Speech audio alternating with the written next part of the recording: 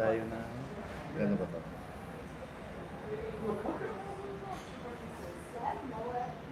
Sana hindi nag-lag yung signal, no?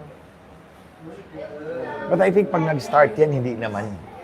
Sana umalis na yung mga bata na yan. Maingay eh. Your flight is up. You go to your gates.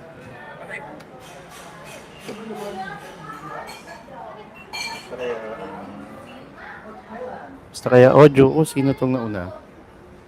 Hindi ko mabasa. I'm first. First. Hello, sino yan? Paano ko mababasa yung pang? Si Trollbuster. Trollbuster, hello. Good morning. Jing, Ano ko? Mabasa. iikot mo na yung electric pan dito. Yan na nga. Isang mapagpala. At mapagpalayang umaga po. Tayo po ay napagbigyan ng ating Huwag brother. huwag yung napagbigyan. As if ako pa ang... As if may utang na loob pa kayo. Ayoko Hindi, ng ganun. na-corner po natin ngayon. Sabihin mo, tinupad namin yung pangako namin sa inyo kahapon. Oo. Na hindi na. Yes. Basta ayoko talaga yung... Kuya Marlon, I mean, Ate Pam, I really don't want people to look up to me. Gusto ko you look at me as your ka-level. Oh, but idol ka namin eh. Hindi. Let's introduce former Biliran Nag-live na ba Congressman, tayo? Attorney Glen Live Chong. na pala tayo. My goodness. Magandang umaga, Attorney Glenn. Kuya Marlon, thank you. Magandang umaga, Ate Pam, at sa mga nanonood po sa atin ngayon, tumatangkilik po sa third floor. Maraming salamat for supporting these two guys. Thank you. Ay, shoutout kay Ma'am Maharlika. Oh, kay Ate Miss Claire. Joey. Nag-vlog review si Ma'am. Oo. Maraming salamat po. Anyway, Akala Attorney ko Glenn, hindi pa tayo talaga live doon. Attorney Glenn, kamusta? Nakatulog ka ba? Maayos? On ilang oras lang tulog mo? No, I was able to sleep for 5 hours. 5 hours, mga 1 o'clock na yata. Dumating tayo, alas 12 ng hating gabi eh. Tapos pumunta pa tayo ng 7-Eleven. Bumili pa kami ng pagkain. Kasi ang pagkain namin, alas 5 pa ng hapon, yung dinner natin, di ba? Balikan lang namin kayo guys and to explain shortly no. Kahapon we promised na after Attorney Vic Rodriguez, Yes. isasampa natin kaagad si Attorney Glen Chong. However, dahil sa ikli ng oras, kinailangan na po naming bumiyahe papunta ng Tagum dahil kami po ay nasa Davao City. Pagdating sa Tagum, napakahina po ng signal at impossible talaga makapag-live. So we apologize. At ngayon nasa airport na po kami. Ang flight po namin maya-maya ng konti. And pagpasensyahan nyo uli ang audio namin kasi talagang nanabilang kami rito at habang nagkakape, nagtsatsaa. Ayun. Tapos kahapon, hindi rin talaga kami nakapag-live kagabi dahil mahirap ang signal at naka-jam. And Naka-jam, normal oo. naman yon for security reason. Kasi nandun si Presidente, si President Duterte. So, Attorney Glen Chong, agad-agad. Yes, Ate Pam. Kumusta ang buhay after BBM campaign? I have no regrets being outside of the Colombo. I enjoy my life. I can't really imagine mga kababayan working under the rule of Queen Lisa Marcos, the great pretender. Disclaimer ka muna. Disclaimer ka muna pa. Ang disclaimer po namin ngayong araw na to ay ang opinion ni Attorney Glen Chong ay opinion niya at ang opinion natin ay opinion lang din naman namin. So, lahat po ito, tayo po ay malayang magpahayag ng aming mga kanya-kanyang opinion. So, please, matagal na po kami takot sa Diyos na pinaniniwalaan namin, huwag kayong matakot dahil hindi ka Diyos. Yun lagi ang ending namin, Attorney Glen, sa mga ganito dahil heavy din ang ating discussion and mostly politics and you know how it is kapag politics ang pinag-uusapan and then of course nandiyan yung mga taong iba rin naman ang pananaw sa atin or ang opinion sa atin. So nagkakainitan din paminsan-minsan sa comments. Yes, I understand So that. balik po tayo, what have you become after the BBM campaign? Well, I have always been, I think ito na nga yung mission ko sa buhay. To be a crusader for our country. Clean elections. Clean, honest, and credible elections. Kasi palagi kung sinasabi, Kuya Marlon, at ipa mga kababayan, nasa kamay natin ang kapangyarihan na mabago ang takbo ng buhay ng bawat Pilipino. We can only do that if we can choose the right leaders. And I believe that dumaan ako dyan na may kapasidad, may capacity ang taong bayan pumili ng tamang mga leader. Only if the only condition is malinis at credible ang ating election system. I have fought that for the last 14 years. Nanalo tayo, nagwagi tayo, natanggal si Smartmatic. Ito na naman si national problem, andyan din. So, another crusade mga kababayan. Attorney, naitanong namin kahapon kay former Executive Secretary Vic Rodriguez kung kailan at paano siya napunta sa pamilya Marcos. Paki-walk through niyo muna kami kung kailan ka rin nag-umpisa na ma-involved sa pamilya Marcos. Actually, si Attorney Vic, a person I have much respect for. Nauna siya sa akin, di ba? Sa 2016 campaign, nandun na si Attorney Vic eh. And then, napasok ako doon nung gabi ng eleksyon ng 2016. Kuya Marlon, Ate Pam. Nung gabi ng eleksyon, di ba, sumipa na dapat si Bongbong Marcos. Tapos biglang natigil and then bumulusok na si Leni Robredo and eventually nanalo. So around 10 o'clock yata ng gabi yung tinawagan ako ni Congressman Jonathan de la Cruz. Kaibigan ko, kasama kong congressman. Sabi niya, pwede bang pumunta ka dito sa headquarters ni BBM because kailangan natin i-explain sa foreign and national media anong nangyari. So pagdating ko, sinalpak agad ako sa harap na, natandaan ko may BBC, may CNN, at ibang foreign media, mga puti, and then of course national media, at in-explain ko kung paano ginawa ni Smartmatic yung pandarahin. Because honestly, I believe na dinaya talaga si Bongbong Marcos at that time in 2016. And then it's just a sad twist na sa 2022, siya naman ang nandaya. Attorney Glenn, tanong lang din, do you have a background on IT? I have always been honest about my background sa IT. When I was in high school, galing ako sa seminaryo, 2 taon, then lumipat ako sa Cebu Institute of Technology. Doon sa CIT, 3rd year and 4th year high school pa lang may computer programming na kami. So may computer programming kami, we went through history ng computers, ENIAC, EDVAC, tapos yes. umabot kami sa pag 4th year high school, you need to present a program, a computer program. Pero yung ginagamit naming language is basic. Beginner's all-purpose symbolic instruction code. I see. Because, Attorney Glenn, to be honest, I've always wondered why you are able to speak the language of IP addresses, coding, scripts, yung mga ganyan. So sabi ko, siguro IT graduate din tong si Attorney Glenn. Yung high school ko, we are actually, by the way, Cebu Institute of Technology is one of the very first educational institutions in the country to offer computer education sa high school pa lang. So yung computer namin dati, matawa ka, yung screen, yung floppy drives, tsaka yung keyboard is one lang. Isa lang siya. PC-DOS pa malamang ang nyo nun. Green pa yung Yes. Nagbiblink pa yung cursor na green eh. So, this is showing, Attorney Glenn Chong, na your relationship with the Marcoses did not just happen overnight. Actually, literally, I was plucked from my place and nilagay sa headquarters, pinaharap, and then the next day, nagkita kami ni Lisa at ni Bongbong. Pinapunta ko dun sa 7th floor. Tapos mula nun, tuloy-tuloy na yung pagtulong mo sa Yes, pamilya mo. oo. Wala kaming formal agreement. Ang sa akin kasi, naniwala ako na dinaya sila. And because it is my advocacy, I'm faithful to my advocacy. Naniniwala ako sa advocacy ko na dapat talaga malinis yung election system. Nakita ko si Bongbong Marcos as the complete example na ipakita ko sa taong bayan na tinadaya yung election system natin ng Smartmatic. Naitanong din namin kahapon to kay ESB kung magkano, so itatanong namin ulit sa'yo ngayon, kung magkano ang professional fee ng isang Attorney Glenn Chong. Hindi po ako, in the case of... Okay, kay sa pamilya Marcos. Sa pamilya Marcos. No, I did not ask anything. Wala.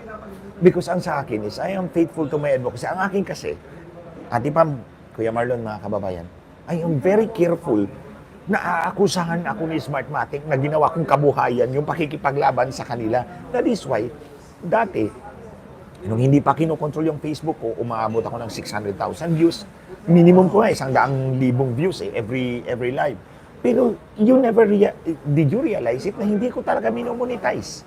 Wala akong monetization. I don't gain anything from it. In the same way na hindi ako naningil kina Marcos because this is my advocacy. It's my contribution to nation building. Whether you like it or not, tapat ako sa aking advocacy. So in the same way na ito ngayon, na sila naman ang nandaya, I will have to part ways with them. Because I will always remain loyal to our republic and our people. Grabe no, Marlon, nare-realize mo na meron pa palang mga ganitong tao.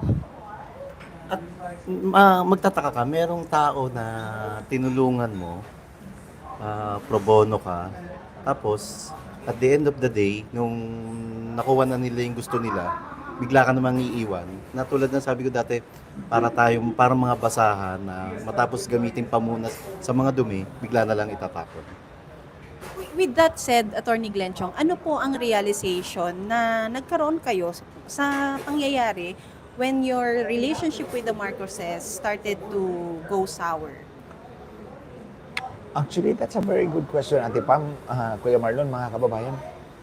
I realized that it's really very hard to deal with politicians. Politicians in the sense, not leaders. Because leaders are different from politicians. Leaders lead. Politicians use you for their own selfish ends. And that's exactly what, that's Marcos, both these Marcoses epitomizes that kind of thinking ng mga politicians. Tama yung sinabi ni Kuya Marlon. Pagkatapos natin gamitin, hindi lang naman ikaw, hindi lang naman ako, si Attorney Vic, si SMNI, si Maharlika. Pagkatapos natin gamitin, tinapon tayong parang basura. I mean, come on, Lisa, Bongbong, I directly address this to you. We are human beings with dignity. Sino talaga ang problema, Attorney Vic? Attorney Glenn, sorry. Hanggang ngayon, may over pa ako sa interview kay Attorney Vic. Sorry.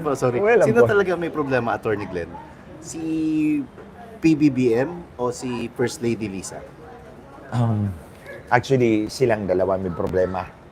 First is, matindi talaga yung problema ni national problem.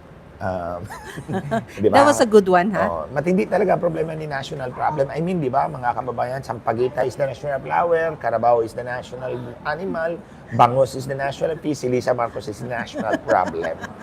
Now, ang problema din, ito si Bongbong. Ang problema niya is that he cannot stand up to his wife. Hindi siya pwedeng humindi. Hindi niya pwedeng ipaglaban si Attorney Vic. Hindi niya pwede akong ipaglaban. Hindi niya pwede kayong ipaglaban. Si Lisa ang palaging nananaig. Ba't mo nasabi yan?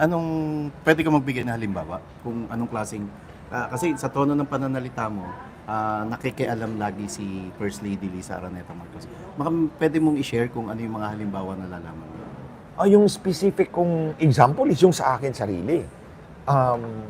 Kung nung sinabi kong binenta nila ako sa Smartmatic, hindi talaga ako nag-apply sa Comelec. Although pre-namis ni Lisa yun sa akin. Gagawin kitang Comelec Commissioner, pagkatapos gawin kitang Chairman ng Comelec.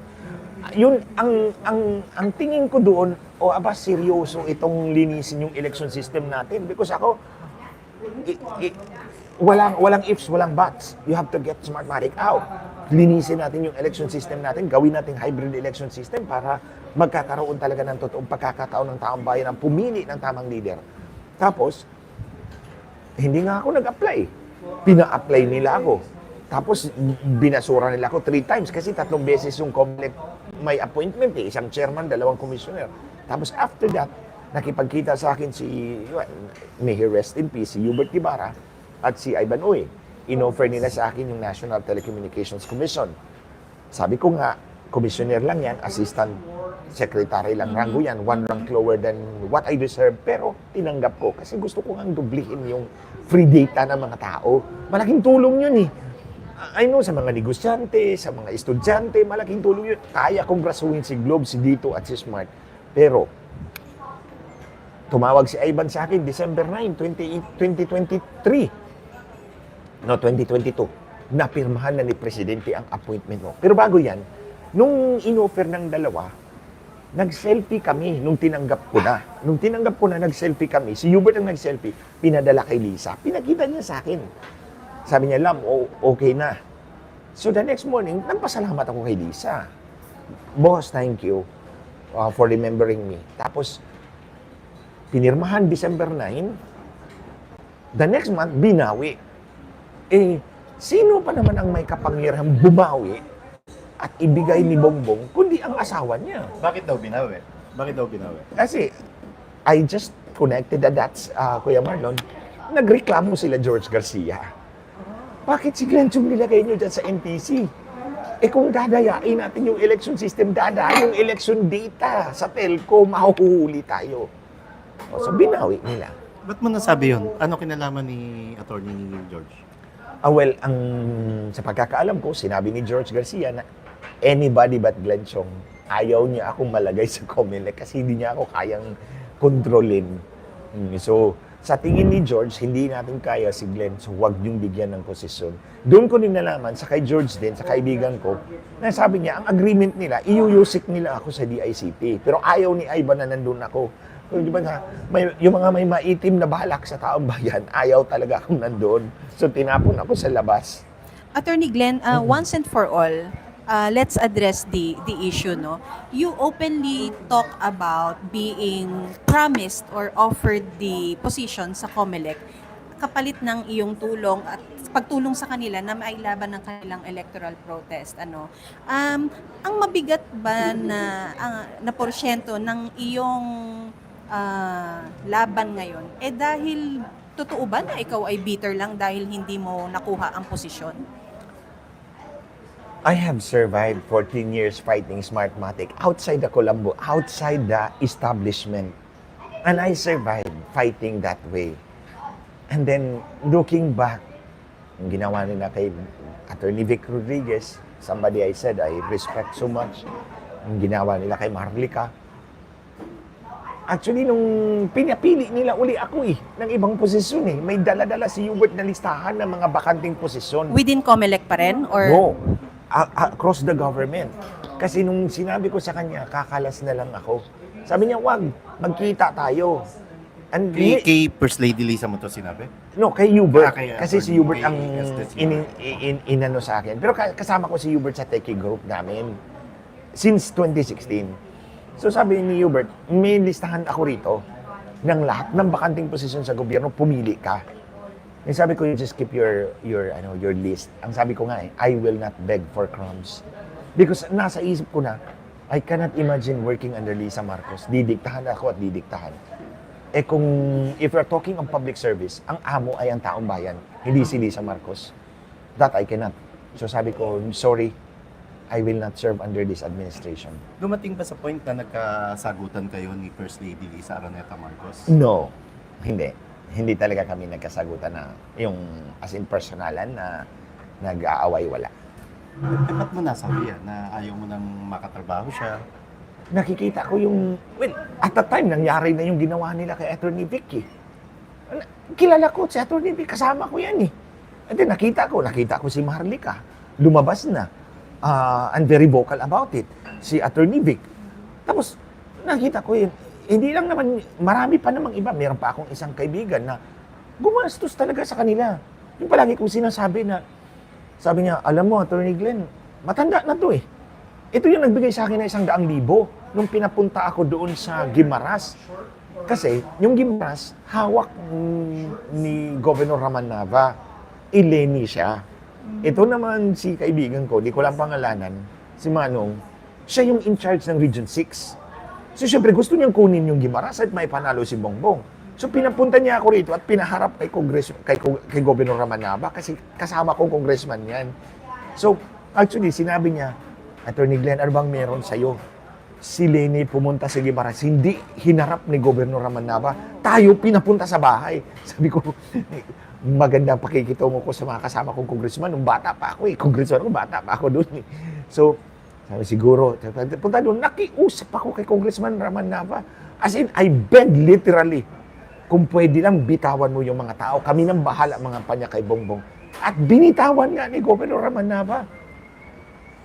Natuwa yun si Manong. Nung nasa airport na ako, pabalik ng Manila, binigyan ako ng sobrang 100,000.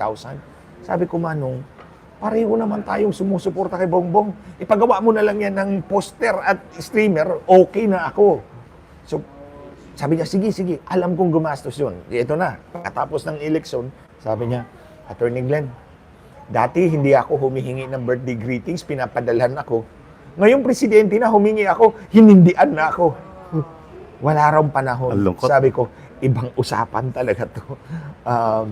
So, of course, si Manong, I think he was associated with Attorney Vic Rodriguez, so pinag-initan siya ni Lisa. So sabi ko, so sabi ko, I cannot really work with Lisa Marcos under these circumstances. Ayoko. Attorney Glenn, midterm is fast approaching. Midterm election. So, ano sa tingin mo ang magiging influence or implication ng meron tayong nakaupong administrasyon na may di umano'y track record na ganyan na nakipag-usap sa Smartmatic? Pasensya na po, kami po ay nasa airport. Maraming salamat po sa Garden Cafe na nagpahintulot sa amin na gamitin ang kanilang space for this interview with Attorney Glenn Chong. Palagpasin muna natin, Attorney, ha? Sorry. Okay, no problem. Once again, live na live po tayo with this kind of distraction. Kahapon, nakakatuwa, Marlon, dahil meron din tayong Yung kumamay, no? Lumapit si Cabsec John Ibas. Ay pinapakilala kay Meron din palang gano'n. Ganyan karo. Yun ang maganda sa vlogging. Talagang as is where is. Ayun, Attorney Glenn, yun nga. Ano sa tingin mo magiging implication or influence ng nakaupo sa magiging resulta ng election sa midterm? Actually, mga kababayan, knowing Lisa Marcos and her ultimate end, ang ultimate goal talaga na siya gawing presidente si Sandro eh. Kaya nga, 6 years si Bongbong, isisingit niya si Tambalos to hold the fort, and then 6 years para sa kanyang anak. Kaya nga sinabi ko kagabi sa rally, I cannot imagine life for ordinary Filipinos under the rule of the great pretender Queen Lisa Marcos for 18 long years. So, looking forward sa 2025, I believe na yayariin niya yung eleksyon. I don't trust Miro kasi tinanggal si Smartmatic, pinili nila. Choice din niya ni Lisa Marcos, I suppose. Attorney, we heard na kinasuhan ka na rin sa IBP, yung disbarment case. Ilang disbarment case? Dalawa, Kuya Marlon. Mga kababayan, ito yung after ako nagsalita sa Maisog Rally. Yung unang Maisog Rally, magkasama din tayo noon sa Davao. Dito sa Davao. January 24 yon. So nagsalita ako, binulgar ko itong sabuatan ni Smartmatic at ni Lisa Marcos. Then February 1, tumawag si Ate Claire, si Maharlika. Sabi niya, brother, handa-handa ka. Yung reprisal ni Lisa Marcos sa'yo, pa-filean ka ng kaso. But I did not know kung saan. Then February 6, 18, nasa Dubai yata ako at that time. Tinext ako ng asawa ni Richard Santillan, yung personal aide ko na pinatay ng mga pulis. Sabi niya, sir, may natanggap ako galing sa IBP. So sabi ko, kailan mo natanggap? Sabi niya, February 16. Sabi ko, padala mo sa Cebu address ko. Kasi pupunta ako doon. I will care for my father kasi galing yung daddy ko sa ospital na operahan.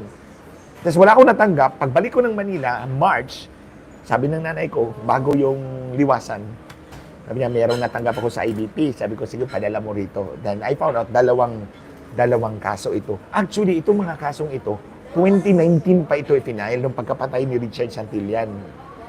February 26, 2019. Pero nakita ko doon sa mailing information galing sa IBP, February 7, 2024, sinerve sa akin. So, January 24, nagsalita ako sa Maisog Rally. February 1, winaringan ako ni Maharlika. February 7, sinerve sa akin. So, dating kaso, halos ganito rin yung kay sitwasyon ngayon kay Kuya Gob Yes, Edwin. kay Kuya Gob Edwin Hubahib. Hubahib ng Davao del Norte. Anong take mo ron? May pattern ba? Merong mukhang may serye ng pang-gurgur? Knowing Lisa Marcos, she's good at that.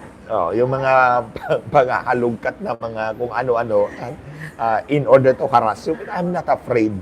Hindi ako matatakot sa kanila at hindi ako magpapatinag sa kanila. Attorney Glenn, let's just acknowledge, Yes, ma'am. nanonood po si Ma'am Maharlika. Si Ate Claire. Hello Ate Claire.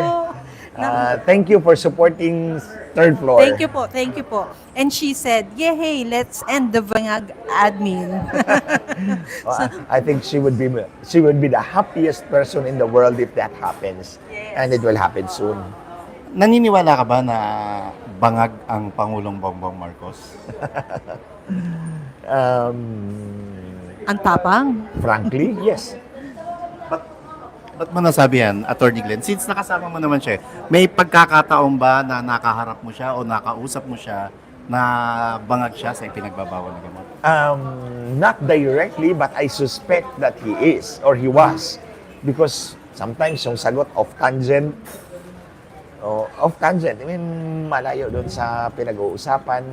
Attorney Glenn, itong mga nakapaligid na controversies sa ating mahal na Pangulo, Sa iyo lang yun, kung mahal mong Pangulo siya, but ako, I don't recognize him as President. For the record, ang tawag ko kay Marcos, the candidate officially declared as winner of the elections, but not as President. I see. Okay, sige po, ituloy po natin yung tanong. Sige, Bigla ma'am. po yung pawis ko namutil dito sa gilid. At Go ahead. Attorney Glenn, do you think that these issues must be addressed, especially itong aligasyon na siya ay gumagamit ng mga illegal substance? Yes, these are persistent allegations. And then, kung matatandaan mo, sinabi ni President Duterte kagabi na totoo yung dokumentong lumabas, referring to yung pinalabas ni Ate Claire, ni Maharlika. Kasi siya lang talaga nagpalabas noon eh. May reference si President Duterte kagabi doon. Sabi niya, totoo yung dokumentong lumabas na bangag itong presidenteng ito. On my part, nakikita ko, there's a semblance of, hindi ko naman masabi na authentic, but there is really a semblance of authenticity. Pero ito, matatandaan natin, Attorney Glenn Chong, recently naglabas din ang statement ng PIDEA na pinasisinungalingan ang authenticity nitong document na to. And there is even a call from one of the presidential advisors na hulihin, ipakulong, or kasuhan ang sino man na nagkakalat ng nasabing documents from PIDEA. Ipapakalat ko yung dokumento, subukan mo akong kasuhan. Gagawin ko yan. Ipapakalat ko yung dokumento, subukan mo akong kasuhan, sasagutin ko kayo. Attorney Glenn, tama-tama sinabi mo, binanggit mo, no? Kinonfirma talaga kagabi ng Pangulong Bongbong Marcos na totoo yung PIDEA ni Pangulong Rodrigo Duterte. Ano ba to? Kanina pa ako. Sa puyat to. Kinonfirm kagabi na ni Tatay Digong na totoo yung dokumento. Nakita din niya. Sa tingin mo ba, oras na para lumabas naman ngayon yung mga mambabatas na malapit kay Pangulong Bongbong Marcos, kay Pangulong Rodrigo Duterte, na oras na ba? Kaya today, Marlon? Lutang lang. Oras na ba para lumabas na rin yung mga malalapit na mambabatas kay Pangulong Rodrigo Duterte na magsalita na rin sila at sabihin na nakahanda na silang magpatawag ng Congress o Senate inquiry? Ganito siguro yan, Kuya Marlon, mga kababayan, itong mga kaalyado ng mga congressman ni President Duterte, they are opposition at this time, di ba? They are branded as opposition, so wala sila sa kapangyarihan within the structure of the House of Representatives. So hindi sila mga chairman na makakapagpatawag ng committee hearing. They can only file a resolution towards that end. So, doon sa tanong ni Kuya Marlon, I encourage all the congressmen na kaalyado ni Pangulong Duterte na mag-file kayo ng resolution calling for investigation in aid of legislation na imbestigahan itong dokumento na lumabas at yung state of mind ni Mr. Marcos Jr. At hindi lang congressmen, no? So, dapat pati mga Senador, yes. Oo. Umaasa ka ba na merong mga mambabatas na sususugan tong mga sinabi ng Pangulong Rodrigo Duterte kagabi at bukas makalawa may ihahain na silang resolution? I sincerely hope na yung mga congressmen na kaalyado na ni President Duterte at kaalyado ng taong bayan will get the courage to file that resolution and then ipalabas natin para magkaroon ng public pressure on the House of Representatives leadership na magkaroon ng So, investigation. kailangan na rin mag-speak up yung mga mambabatas. Yes, that's the right term. We've been speaking up a long time ago. We would love our true representatives, hindi yung representatives. Our true representatives to speak up for the people. Attorney Glenn, pang ilang participation nyo na po sa Maisug Peace Rally? Pang ilan nyo na po ito? This is my third. Una yung sa Davao. Magkasama tayo noon sa tatlo na to eh. Davao, Cebu, and then Tagum. And then isang TAPS, Leaders Forum sa Dumaguete. Yeah, I saw you. Parang separate yun, no? Hindi Yeah. siya yung big crowd Yes, thing? pag Maisog rally, ito yung rally talaga na nanood si President Duterte. Okay. Pag TAPS, it's a leaders forum. So speakers lang ako, si Attorney Vic, si Attorney Harry Roque. Oo, Kami yung tatlong nandun. mainstays dyan na Oo. nagsasalita. Naitanong ko, Attorney Glenn, is because sa mga panawagan na kalakip ng peace rally na ito, ano sa tingin mo, Attorney Glenn Chong, or sino ang tunay na kalaban ng tao? Ang tunay na kalaban ng taong bayan ang walang iba sa aking isipan, mga kababayan, kundi si national problem. Si national problem at yung pangalawa, si minor problem. Si minor national problem kasi dalawa yan eh. They go together. Kasi kung Kuya Marlon at pa mga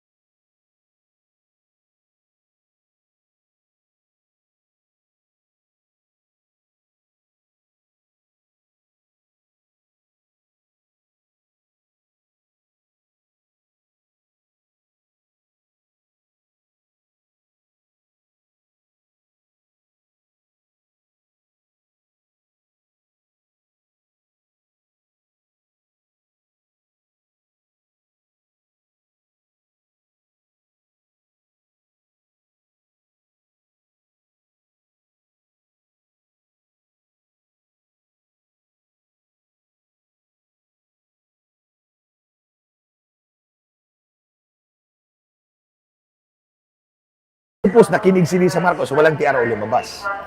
Attorney Glenn, hypothetical question, ano? For midterm, tatakbo ka. Like, kung, ano eh, situation to. Kung tatakbo ka sa midterm election, given the existence na nandyan ang new ally, allegedly, na Miro sa Comelec, do you think you will stand a chance?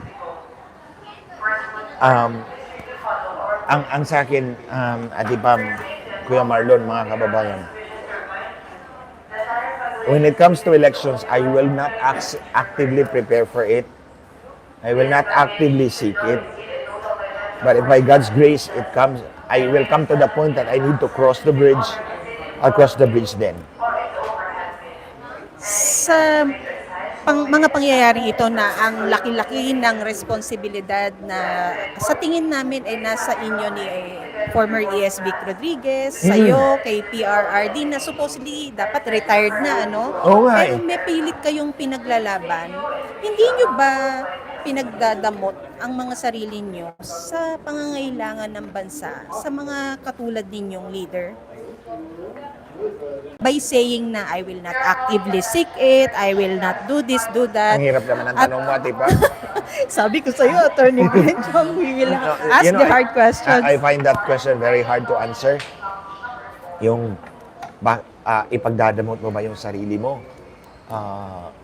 That Daming is really panawagan, not- Attorney That Glenn, is not eh. really my choice. I can only offer myself, di ba? Pagdating sa election, I can only offer myself.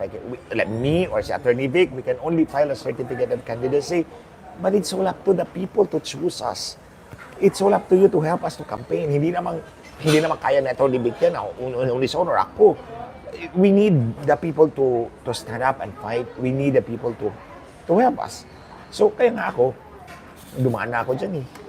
Nangampanya na ako eh. Tapos dinaya na naman ako ni Smartmatic. So, there's that trauma. But, kaya nga sabi ko, I will cross the bridge when I get there. But we will cross it together.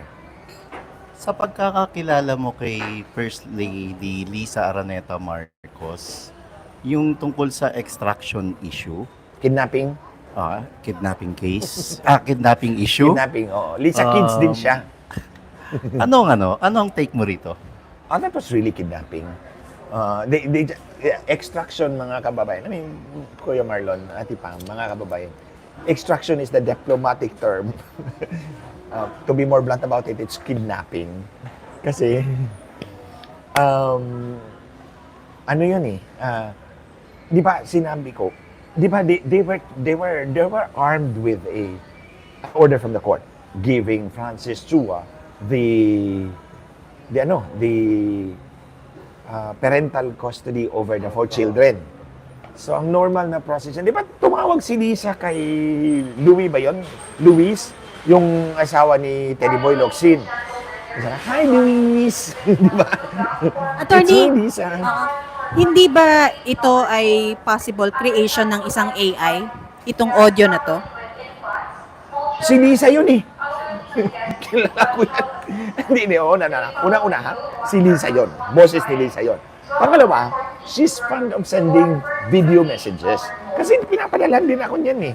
So it's very Lisa. Oh, it's very Lisa. Lisa Kids. So, ang sabi ko, the normal thing that she would have to do. Sabi niya, everything is in order. Magaling ako dyan. I'm good at that. Oh. So kung magaling ka at that, if it was in good order, ang dapat mong ginawa is pina-file mo sa court sa Istanbul. So that court will give an opportunity for the distressed mother to answer and then decide from there. Take it from there. Anong ginawa niya? Nagpadala siya ng ISAF agents doon, sila Thor, para i-extract ang mga bata. Imagine, Lisa, you are using state actors from the Philippines entering a sovereign country like Turkey and then kukunin mo yung mga bata with utter disregard of the judicial process in Turkey. Oh? So anong tawag mo doon? Kidnapping. Hindi extraction, excuse me, kidnapping yun. Lisa Kids ka rin, hindi ka lang Lisa Smugs. Attorney, sa tingin mo, itong extraction issue at saka PDEA leaks, may malaking implikasyon para ma-low moral ang militar at pulisya sa ngayon? Well, for our right-thinking police officers and military officers, unang-una, bakit mo gagamitin yung ating mga agents of the government, law enforcement agents, para mangidnap kayo ng bata sa Turkey? That is not the legal thing to do. And you risk damaging the bilateral relations we enjoy with Turkey. Marami tayong mga kababayan nandun sa Turkey, sa Istanbul. Oh. You risk that bilateral relations. Sa tingin mo ba si Recep Tayyip Erdogan hindi magagalit pag nalaman niyang kinidnap yung dalawang bata sa kanyang teritoryo? O yung presidente ng Turkey? Oh. Tapos, baka nga pala, there's another take on that. Bakit hindi si Commander-in-Chief ang nagbibigay ng order sa inyo? Bakit si Commander ng Saya? Commander nga. Ng Saya. Hindi, may isa ka kanina eh. Yung may hawak ng panty. Disclaimer. Bakit nga ba? Mga officers, gentlemen, bakit ba si Lisa Marcos nagbibigay ng order, hindi si Commander-in-Chief? Dahil nga ba, hindi siya ang Commander-in-Chief. Under the saya siya ni Commander-in-Chief. Sige, Attorney Glenn, mag-engage lang kami ng sige, go ahead. natin, ng Yeah, mga sure. viewers natin. Oo, baka Oo. magtampo ka kung hindi na-accommodate natin. I think this is not a question. I think something like a reaction is needed to this statement ni Yob Asintado. At sabi niya, Kuya Ate, so referring to us yon, ano pong masasabi o pakiramdam nyo na kasama nyo ang nambastos sa unang ginang na tahanan niya, natahasan niyang sinabi na sasampalin niya ng ang unang ginang. Okay. Oo nga. So, Kayo. ako, we are not looking at Attorney Glenn Chong as that person na mananampal or he has his own person prior to this, kung ano man yung ina-express niyang pain sa kung sino mga personalidad. We see him differently from that one and that's just another added flavor siguro, a pinch of the salt ba na tatatawag dun sa pagkatao mo. Ikaw ba, Attorney Glenn Chong, bilang nasasabing ganyan, anong pakiramdam? Sabi ko na nga mga kababayan, that's righteous indignation. That's rooted in the Bible. So sa tingin niyo ba nang bastos si Jesucristo nung inoverturn niya yung mga tables ng mga money exchangers doon sa templo na ginawang marketplace ang bahay ng kanyang ama? Nagalit si Jesucristo. So nung inapturn niya yung mga tables, pinaggugulo niya, pinagkawalan niya yung mga kalapate. Pambabastos ba yun? That's exactly what I felt. And that's exactly what I did. Buti na lang, sinabi ko lang. Hindi ko pinatiwarik si Lisa Marcos. Unlike the tables na doon sa market, sa temple na Jesus overturned them around. Talaga niya. Buti hindi ko ginawa kay Lisa Marcos. Sinabi ko lang, sasampalin ko siya. Very well said, attorney, no? May tanong si Jose Aquino. Yes, sir. Sabi ni Jose Aquino, pakitanong po kay Attorney Glenn Chong, ano na nangyari dun sa sulat niya sa House of Representatives and Senate tungkol sa smart mating. Watching here from City of Temacat. Attorney, Sir, alam mo thank ba you kung for saan the ang question. Temacats? Alam mo saan ang Temacats? Temacat. Ano, kung saan kontinente ito? Actually, I have no idea. Makati. Okay. I have suspected it's Makati, but I'm just too afraid to Sir, thank you for the question. Pinadalan ko ng sulat si Janet Garin, Congresswoman Janet Garin, Deputy Majority Leader. Finunis ko po yung affidavit ko tungkol sa buwatan ni Lisa Marcos at ang Smartmatic. Kahit acknowledgement ng sulat ko, wala pa akong natanggap. That's a violation of the Implementing Rules and Regulations of Republic Act 6713. Na public officials must acknowledge the letters of the public. Hindi. Ano ang pinahihiwatig nitong ganito? Are they like just being choosy sa mga gusto nilang i-address? Dalawa lang. Una, takot yung mga congressman na yan na mag-imbestiga. Pangalawa, hindi sila independent. They are not true representatives of the people because they cannot act in the best interest of the people. They only act for their own selfish interest.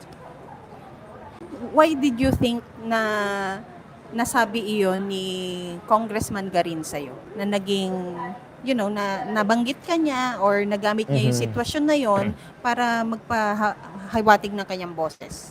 Hindi lang naman po si Congresswoman Janet Garin ang nagsabi. Lahat ng mga deputy majority leaders or assistant majority leaders ng House of Representatives ang nagsalita. Si Congressman Suarez, si Congressman Bongalon, si Congressman siyam yata yun sila eh. So in other words, diniktahan sila ni Dabalos na sagutin nyo yan. Tirahin nyo si Glenn Chong kasi tinira ko rin siya. Yung 525 million pesos na road project na nawala ang pondo.